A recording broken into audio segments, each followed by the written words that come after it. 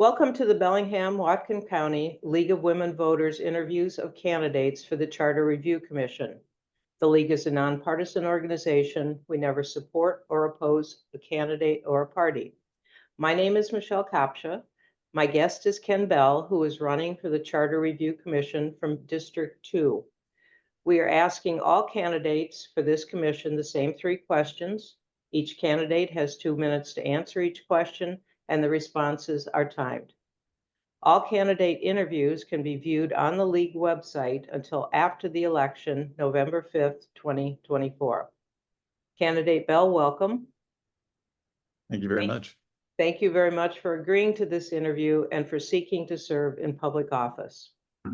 My first question to you is, what should candidates know about you that differentiates you from others running for the review commission from your district?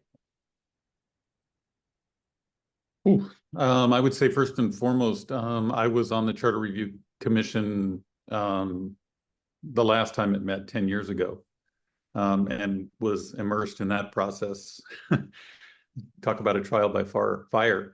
And it was an incredibly educational thing to understand what the charter is and what it means for our governance, and then also to see the reaction to ballot measures that were proposed. It was an interesting dynamic, and it was also educational to see how the public reacted to what the committee had come up with. I would say the process was probably one of my favorite processes in all of government because of the number of people that are involved and the number of ideas that come to the table. So that was the first part. The second thing they should know is that I am an elected official. I'm a commissioner at the Port of Bellingham. And I've seen how government works from the inside. And I've dealt with the county council, I've dealt with the city council, and dealt with pretty much every public agency in the county. And see what functions and what doesn't function, and been able to see how elected officials and how our processes here impact the way we vote, the way we elect officials. And yeah, so I think I've got a unique perspective. Not to mention I'm a business owner. As you know, it's been difficult to get a hold of me. I'm in the cleanup business. I clean up contaminated soil, and our projects are typically in the most remote places. So I've been difficult to get a hold of, but I also bring work experience and understand what it's like to work, not only in the county, but in places outside the county, and bring that practical knowledge to the table.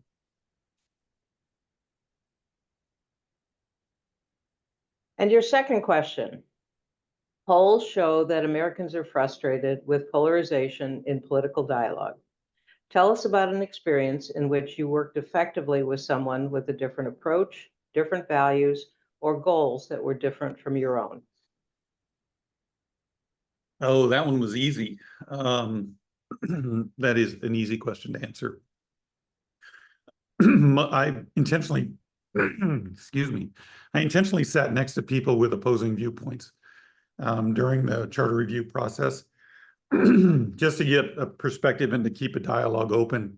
One of the things that I think hinders not only our political discourse, but also our cultural problems here in the country is that we don't communicate enough, and we tend to put people in camps, and we tend to not have a discussion and understand a different perspective.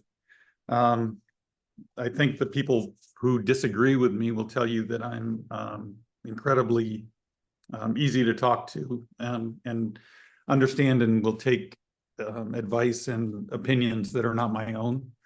We may walk away at the end of the day disagreeing, but at least we will understand each other's perspective. I had the pleasure of sitting next to a number of different people who have become good friends through this process, even though we don't agree politically. And I think that's a key part, because really the whole function of the charter review is to make sure we have a functional government. And it would be my intent to see that we can carry that kind of dialogue into our government offices, instead of being so polar, which would be my ultimate goal. Had incredible relationships with everybody on the city and county council, regardless of their political affiliation, because at the Port, we're in charge of economic development, we've had to dialogue with just about everyone. And I think I can clearly say that my respect for them and their respect for me is of high regard.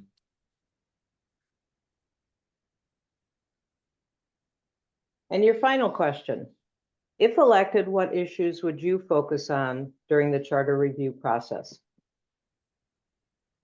You hit on it with the last question. It would be to try to find a way to make civil discourse much more accessible. Accessible is maybe not even the right word.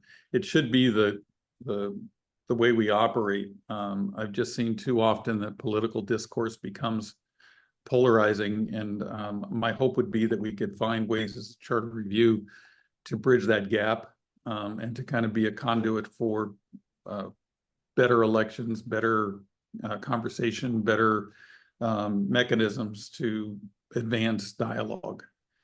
So my whole goal is to make government better because we don't get anywhere when two sides are fighting. And right now we do have a culture where two sides tend to be fighting. And I don't think that we advance the ball when that happens. My goal is to make sure that voting is accessible and fair. Clearly have a dog in that hunt. I want to make sure that we don't sacrifice and have the perception that our elections aren't fair and that our elections aren't accessible, because the integrity of the election is everything when it comes to trusting a government. So making sure that we maintain the trust of our elections is going to be a key part of why I'm sitting at the table.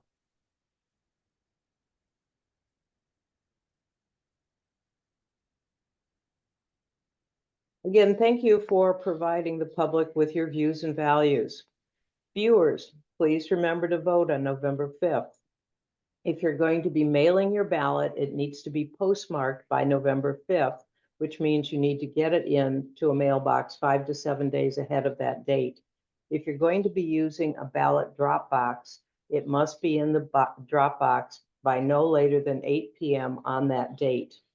If you would like further information, you can go to votewa.gov. That is votewa.gov. Thanks very much for listening, and don't forget to vote.